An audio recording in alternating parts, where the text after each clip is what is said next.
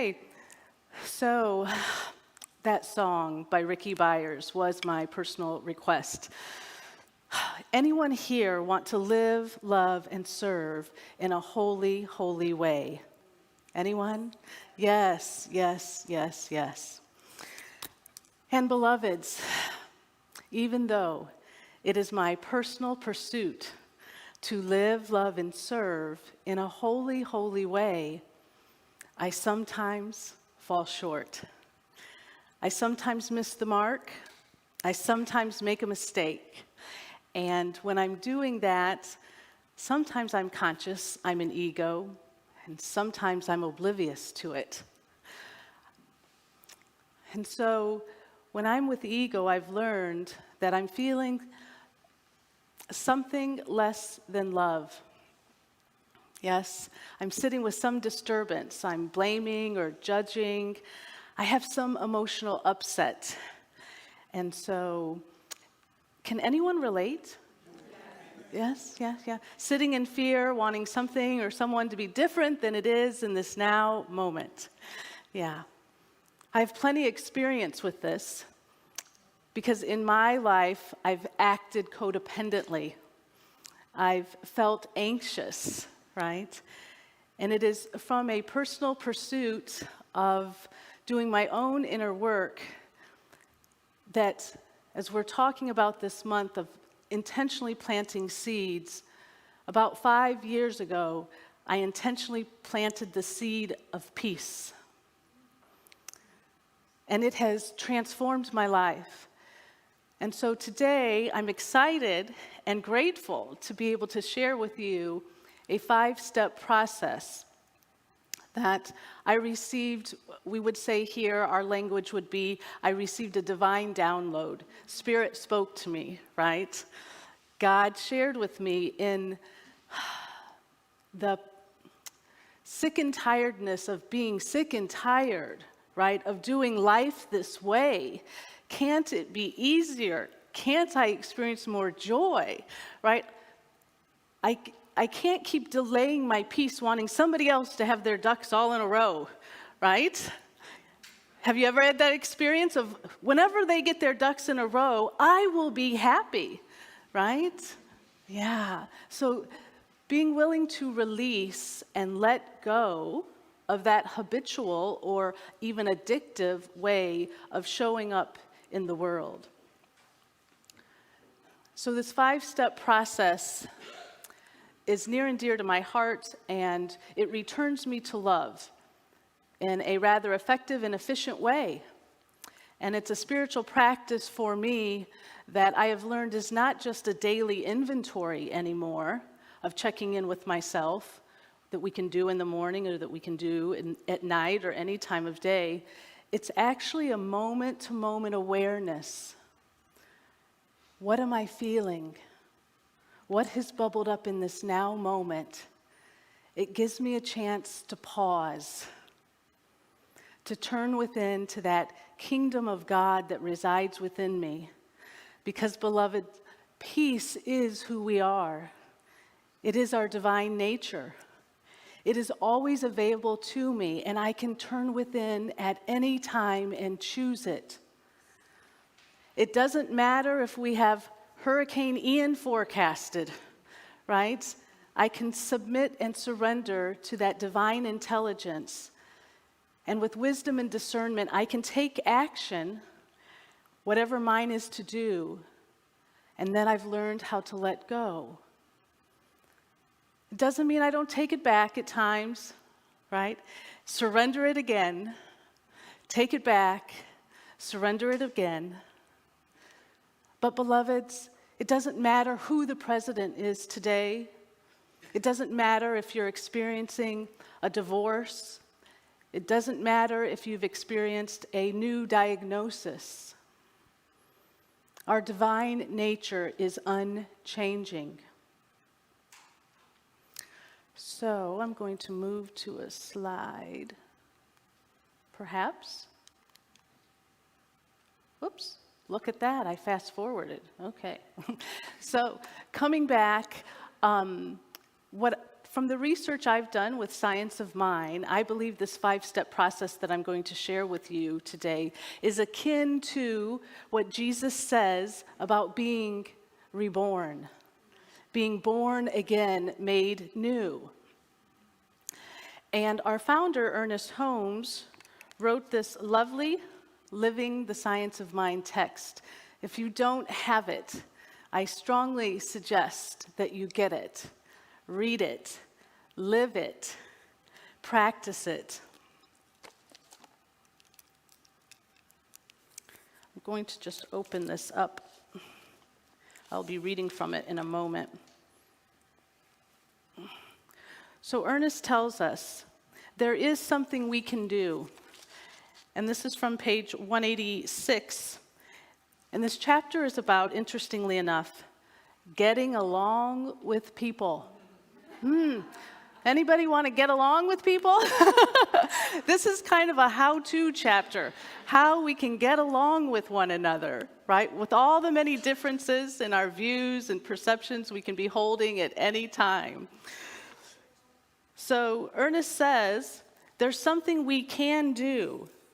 He said Jesus knew what it was. And so this is the quote. Jesus said, "You must be born of the Spirit. This is the new birth that comes through a new outlook on life, a new way of thinking, a new sense of our relationship to our environment, to the people around us, to ourselves, and to God. Being born again, made new." Ernest shares his method on the next page. He says, "I have a method which will work for you if you will let it, hence the freedom to choose that we've been given. Just forget all the past, forgive yourself and everyone else for everything that has ever happened. Perhaps easier said than done, right? Try to feel that everyone is doing the best they can. Come to realize that while you were born into this world through your parents, you really are a spirit, right? We teach this, that we are spirit, eternal, divine. You really are born out of life. The thing that entered into you when you were born was God, the living Spirit. Why not get back to the true center of your being and think and act and live from the point of view that you are one with everything because you are one with God? Jesus gave to us the secret of complete adjustment when he said, "Seek ye first the kingdom of God and his righteousness, and all these things shall be added unto you." Go back in your thought, in your imagination, to this central idea. I am one with God. All people are one with God. We all live in God. When I meet others, it is God in them I meet. God individualized, God personalized, God as my friend. And so, this is not a step-by-step process in the directions, right? And so how do I move into that? What are the steps that I can take to move from emotional upset, right, of wanting something to be different than it is?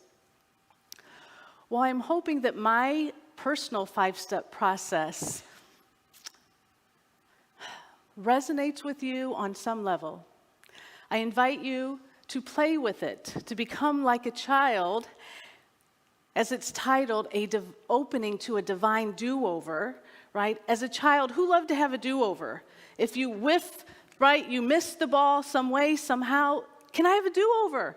I want to do it again, right? If you play a game with kids for any length of time, somebody inevitably is begging for a do-over, right? They want that sense of satisfaction. And so I invite us to be childlike as adults, as we embrace an opportunity to open to a divine do-over, because it helps us align with that highest version of ourselves. We're showing up as our spiritual magnificence.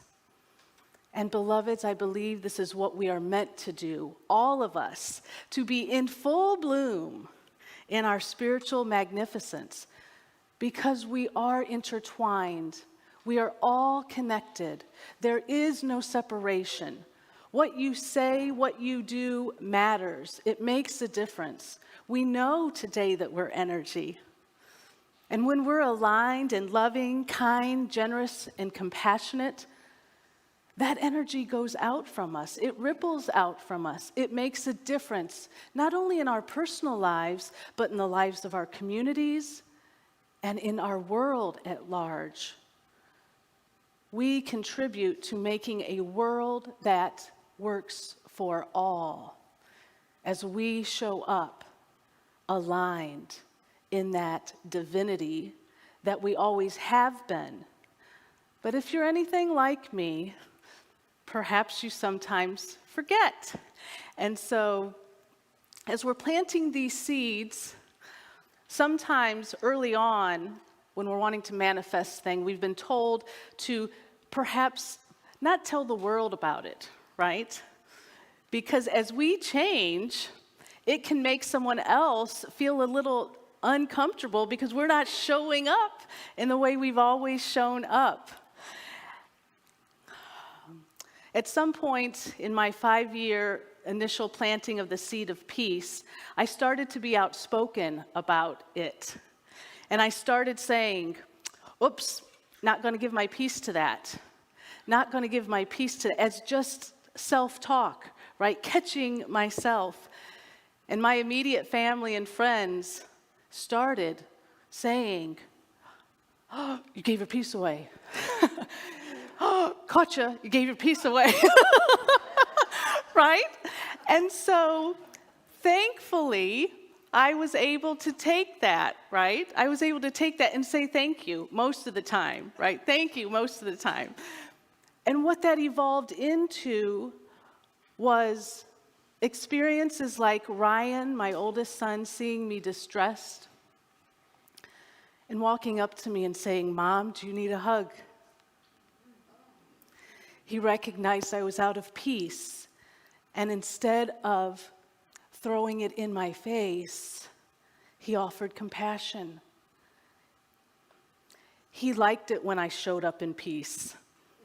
I was a nicer mom when I showed up in peace, right?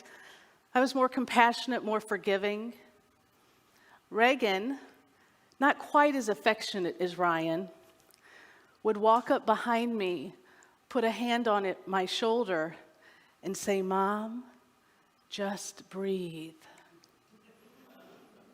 Right? Because what we're doing impacts those around us. And so today it's common language in my household for us to talk about if we're giving our peace away to something, we're becoming more mindful. And they are making adjustments in their own lives. Not because I'm telling them what to do, not because I'm forcing my philosophy upon them, but they are seeing the benefit of it.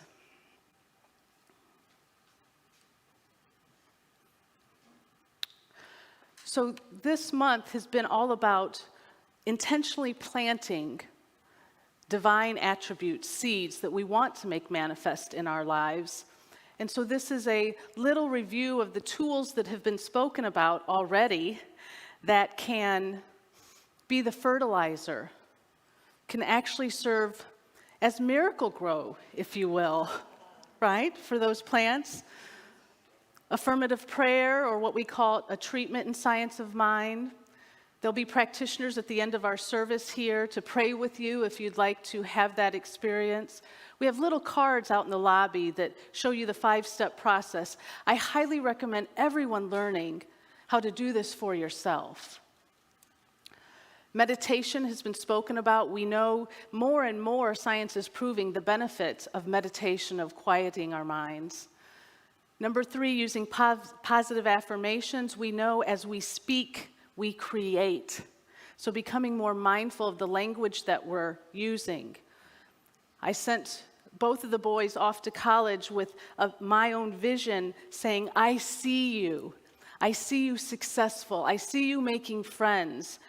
I see you being responsible. I see you being kind to others, fanning that inner flame of light that they are. 4 is visioning. We did this a couple weeks ago here at the center. A beautiful process, and we're engaged in that process even now. And today, after service, we'll have another meeting to give an update on what came out of that initial visioning session. So I'm adding to the spiritual practice, opening to a divine do-over, my interpretation, my personal steps, of being born again.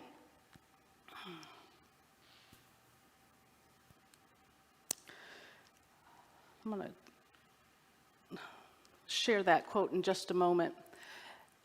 So we're going to have an opportunity to actually experience the 5 steps if you want to have an experiential time with them. Otherwise, you can just sit back, relax, and listen to them. As I do this process, when I sit down and consciously participate in it, I want to open myself. And so when we're opening to something, it means we're putting our defenses down, right? We're letting go. It may feel like we're being vulnerable, right? It may initially feel uncomfortable because we're not in a protective mode, right? We're not in a fear state, in apprehension. And so my way of opening to a divine do-over is saying, I am willing to know nothing. I am willing to know nothing. I'm willing to let go of all the preconceived ideas I have about whatever the discontent and upset is that I'm sitting with. And so Pema Chodron has this quote. It's a line out of a much longer quote, and that is, letting there be room for not knowing is the most important thing of all.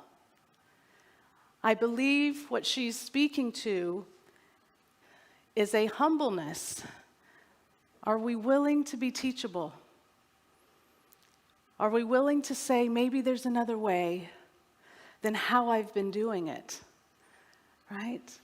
Maybe there is another way that I can see this, myself, another, the situation, and experience peace instead of any discontentedness, distress, any dis-ease. Napoleon Hill says, a closed mind stumbles over the blessings of life without recognizing them. How many times have we gone through something and we thought it was the end of the world, and it turned out to be the best thing for us? Anyone ever have an experience like that? Yes. We could not see the totality of how this was happening for us, right? And so we open up to that divine, infinite intelligence that has the answers to everything. And beloveds, it's right here. We're taught in our Science of Mind teachings that the kingdom of God is right here. It's not out here. And so those spiritual practices bring us back here. So before I read step 1, I want to invite you to repeat with me if it feels right, if you think you'll resonate with being vulnerable for a moment, opening up. And so the opportunity is to say, I am willing to know nothing 3 times with me. So if you're ready, together, I am willing to know nothing. I am willing to know nothing. I am willing to know nothing. So knowing that we each are opening up to be that divine channel for that cosmic genius God, source, spirit, whatever you're calling it, that is the creator back of everything seen and unseen, when I'm sitting with an upset, it presents as a closed fist to me. There's a tightness. I'm perhaps clinging to what was. Perhaps I'm resisting what is now. But I am pinching off the flow of love, not allowing it to flow freely in my life. And so if you are sitting with anything, any minor upset to what you are considering a major upset, I'm going to walk us through the process. And so you can sit with clenched fists if you'd like to have this experience or not. Just know you can do it at home in the privacy of your living room, your bedroom. But in this space, I'm admitting the feeling I'm sitting with. So you can admit to be honest. Some of you who are familiar with the 12-step program knows the first step is we have to own it, right? We have to own it in order to do anything about it. We can't remain in denial. So we can say, I feel sad, angry, disappointed, abandoned about having said or done. I am upset with this person, this circumstance, because allow it to come up so ultimately it can be released. We have a saying here about spiritual bypassing, which is really just denying, right? So we don't want to spiritually bypass or deny our feelings. Has anyone repressed emotion before? Right? If you're anything like me, when I've repressed emotion, at some point in time, unexpectedly, boom, it comes up and out, right? Bigger, more catastrophic than if I had dealt with it in the moment. Step 2, asking questions. And we know as we ask, we shall receive. As we knock, the door shall be opened. So was there anything I could do differently? Now, did you catch that? What was the pronoun used? Because if you're familiar with ego is talking to me about you. What do you need to do differently so I can be at peace, right? This is an interpersonal inventory, beloveds. This is for us to change. So again, was there anything I could have done differently? Was it mine to do? What is mine to do, if anything? What might probably need to put my readers on. How might I see myself, this person and or situation differently? How can I see this through the lens of spirit, of the divine? How could this be happening for me? What would love do? And so if you're sitting there with clenched fists, this would be our opportunity as we ask that last question. What would love do? Feeling the hands expanding, letting go, opening to love so it can flow freely, so we can be that channel, that conduit, right?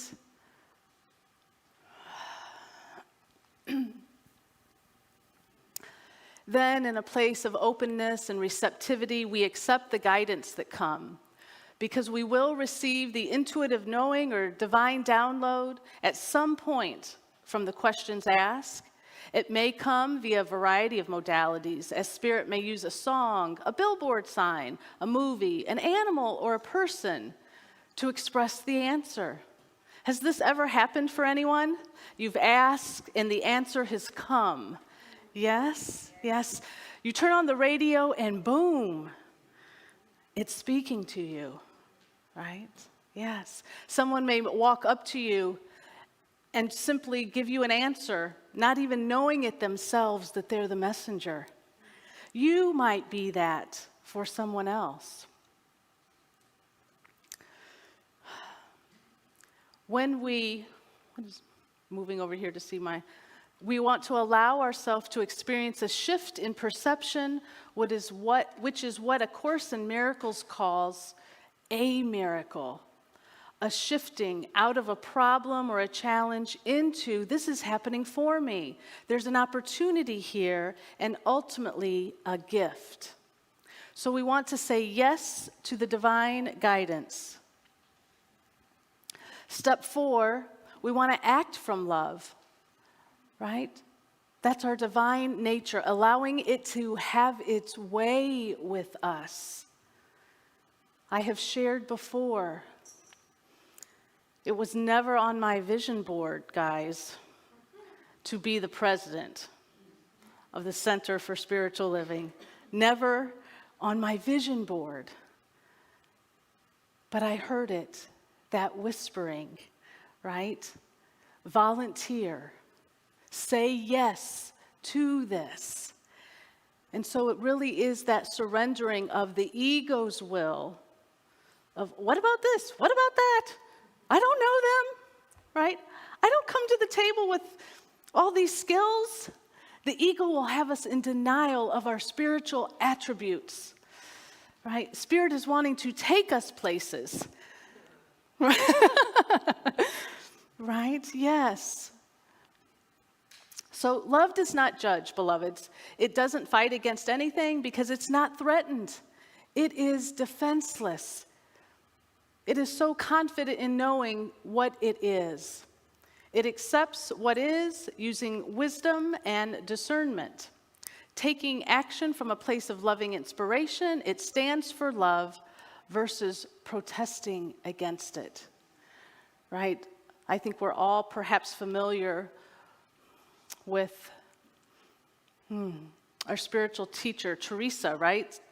Yes, that says she would not stand against war, but give her something to stand for in regards to peace or love, and she would do that.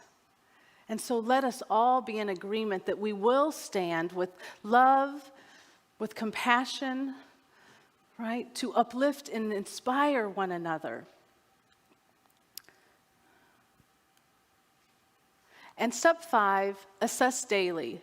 Be willing to take a daily personal inventory.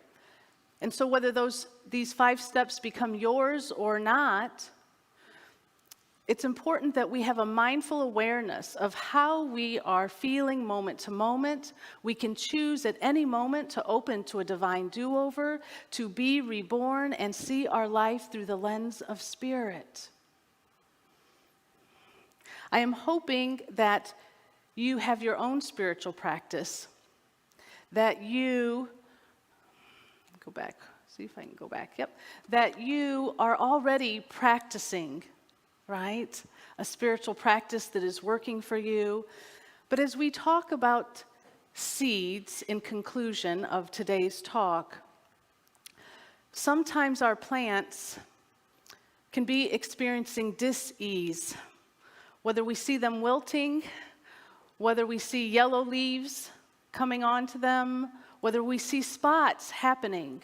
In our own personal lives, we can be experiencing emotional dis-ease and even physical dis-ease because as the beloved teacher Louise Hay, her work was all about when we hold emotional upset, dis-ease, it is made manifest in our lives if we stay stuck there.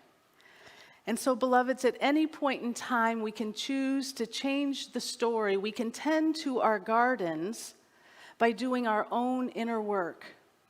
And so perhaps this is a springboard for you as your own inner process to come into realignment. As the talk this week, the specific topic was about regeneration. How do we regenerate? How do we have consistent spiritual growth? Thrive, right, regardless of the circumstances happening outside of ourselves. It is an inner job. Yes? Yes. And so I would like to leave you with this question. Would you be willing to open to a divine do-over? Be reborn? have a shift in your perception to experience a miracle. The ego would say, I could never change this. I could never be that. Someone else could never change, right? It's a limiting thought process being aligned with the ego. When we align with spirit, anything becomes possible. Things that were problems, things that were challenges, transform, right? Out of nowhere, a solution comes. It is birthed out of that source that creates all, that is abundant and always expanding, wanting to expand in each one of our lives, as we are all valuable and important. So that one and all-loving creative genius that knows how to transform any pain, any perceived problem or challenge into an opportunity and a gift for you resides within you, patiently awaiting for you to say yes. The only real job is to let go and be led by love. It can take you into an experience where you have a beautiful garden of flowers thriving, knowing that there is maintenance to be done. That is our spiritual practice. Those are our tools, beloved. And it is indeed wonderful to have extra hands, extra eyes and ears that may be giving us feedback. Looks like this plant's dying over here. What you gonna do about that? Right? It may come as a tongue-in-cheek, right? It may come as a loving hug. But regardless of how it comes, pay attention to it. Ask, what is mine to do, if anything? And so I'm going to say namaste. Thank you for your attention to this talk today. And I'm going to lead us now in a prayer. So just breathing, knowing as we breathe at our own rate and our own pace, it is perfect, as each one of us are perfect right here, right now. Breathing in that spiritual perfection, opening up to that magnificence that is awaiting us to say yes to it. Yes, yes, yes. Breathing as we breathe together, knowing there is no separation, there is only the oneness, that we are each a beautiful flower in the garden of life that this one source has created. Appreciating one another right here and right now. Whether you see yourself as a beautiful tulip or a rose, whatever flower comes to mind, I just invite you to envision your own beauty opening up, blooming in its magnificence and glory, confident and unafraid, and knowing that right beside you is another magnificent flower. This is who we are. We are here to walk one another home, as Ram Dass reminds us, to appreciate the beauty and to call it forth in one another, to fan the flame that we know is there, to hold the space for each other when we're feeling something less than love. So I invite you in your mind's eye right now just to see this room with arms outstretched for one another, hugging each other, loving each other, accepting one another exactly where we are right now. feeling this love go out from us, rippling out into the sanctuary, out into our community that surrounds us, out into the world. Allowing love to do the work, allowing love to do the healing. As we step into our spiritual power, our spiritual significance, we own it and we claim it more deeply, more completely than ever before. For hate begets hate, anger begets anger. And so let us be love. Let us be loving, compassionate and forgiving. For we know that is what fans the flame of the divine in all.